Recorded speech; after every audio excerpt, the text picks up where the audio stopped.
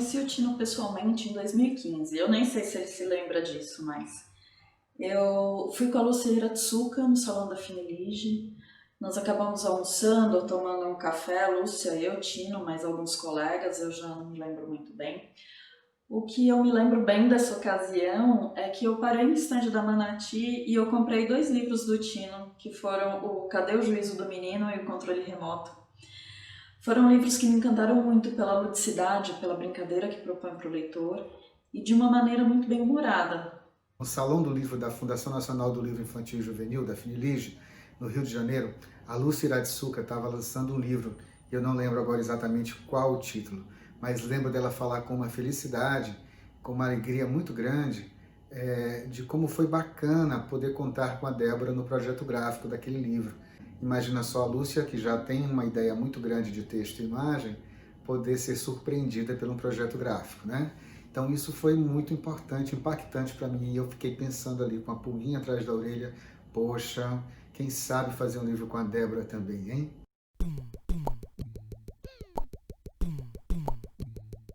A ideia para escrever A Tromba, ela vem de um jeito muito singular para mim, porque eu fui convidado a fazer um evento no interior do estado de Goiás, e isso foi há muitos anos atrás.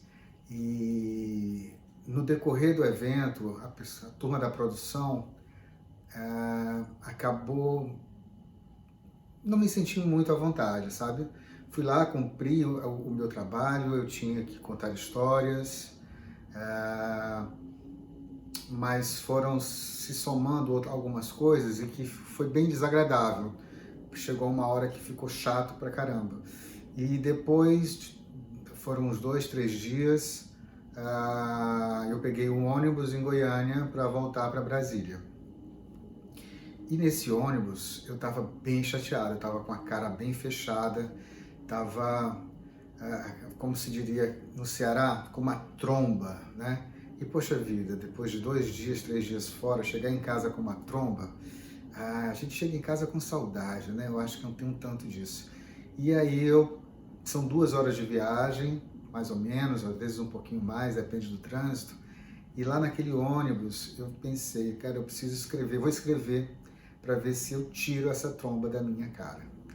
E comecei a ter uma ideia de pensar um pouquinho de tudo junto sobre a história de um personagem que tem uma tromba e que depois essa tromba desaparece. E que era um tanto do que eu estava sendo ali, né? Aqui no caso do livro, a personagem é o tio Zé. E no caso lá, o tio Zé acabou sendo um tanto do que era eu naquele momento. Quando eu fui escrevendo, veio ao mesmo tempo também a ideia de que o projeto fosse uma tromba que se desenrolasse. A tromba, enquanto o leitor fosse lendo, esse livro fosse se transformando numa tromba. Só que assim, uma coisa é você pensar isso, outra coisa é você fazer isso.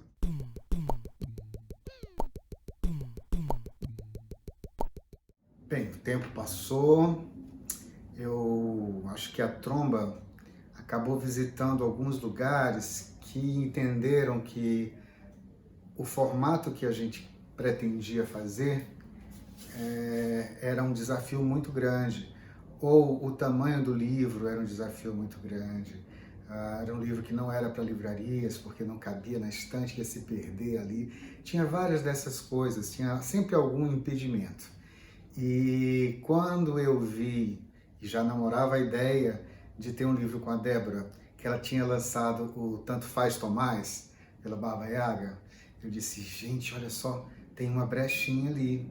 É um sanfonado, e a Baba Yaga estava produzindo outros livros diferentes também, artesanais. Eu digo, ó, uma casa boa para tromba.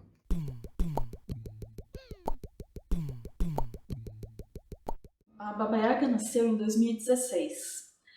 Baba Yaga é um coletivo de criação literária formado por 5 profissionais e artistas do livro. Todas nós atuamos no mercado de livros para a infância de alguma forma e nos reunimos como um coletivo para dar vida a alguns projetos que nos instigam e nos desafiam de alguma maneira. Eu acho que os nossos interesses em relação ao livro e à literatura foram se modificando ao longo dos anos E hoje a gente pode dizer que o nosso olhar se direciona muito para o objeto, em pensar a materialidade do livro e como ela pode contar uma história. Em 2018, o Tino me mandou uma mensagem contando da Tromba, perguntando se eu tinha interesse em fazer parceria. E eu dei pulos de felicidade, porque eu amei o original. E daí eu quis muito levar esse livro para Baba Yaga, porque eu achei que tinha tudo a ver com o nosso trabalho, com os nossos interesses. Então eu apresentei o original da Tromba para as minhas parceiras de coletivo. E assim como eu, elas também se empolgaram demais. E foi aí que acolhemos o Tino como nosso parceiro no coletivo neste trabalho.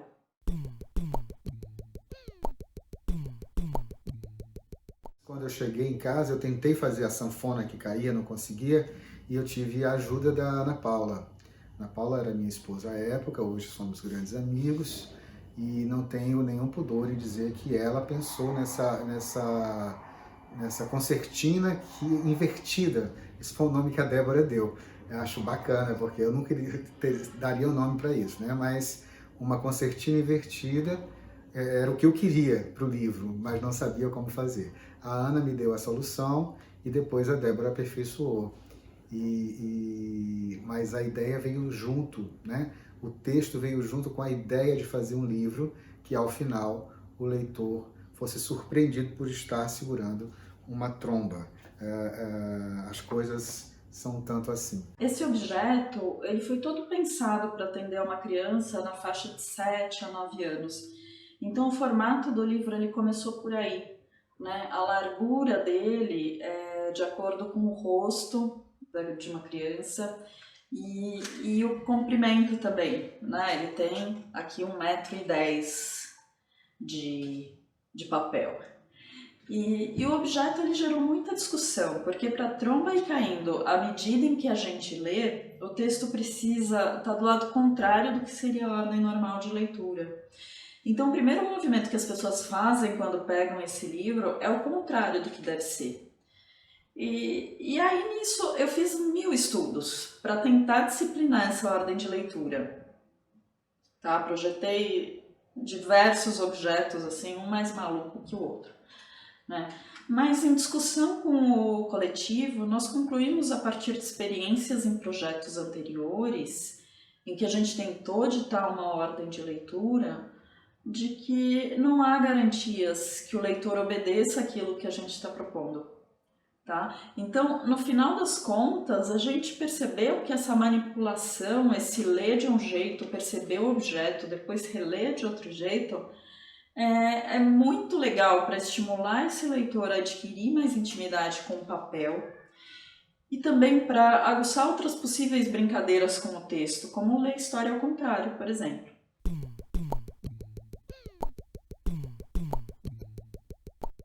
Esse aqui está autografado para a Maria. E aí, lembrei agora, porque foi a Maria, quando a gente estava no final do projeto, já discutindo, sei lá, qual o papel, o que fazer e tudo, a Débora disse, Tino, dá uma olhada aí, vê o que tu acha. E eu mostrei, e a Maria estava aqui em casa, e eu disse, aí Maria, ó, esse livro vai virar uma tromba, vai se colocar, vai ficar assim, o leitor vai ler, vai cair uma tromba. Aí a Maria disse, ia ser muito legal se a gente pudesse botar a tromba no rosto. Olha só. E aí eu disse, Débora, a gente consegue? Aí a Débora disse, deixa eu pensar. Eu estava justamente pensando em como finalizar a tromba. Se teria uma luva, uma cinta, se viria numa caixa. Eu precisava de alguma coisa que contivesse essa sanfona para ela não ficar abrindo e para as pessoas conseguirem guardar sem tanto estresse. E aí a tromba ganhou, pelo olhar de uma criança, olha que bacana, a tromba ganhou essa possibilidade de você vestir a tromba depois e brincar e o livro ganhar mais um significado.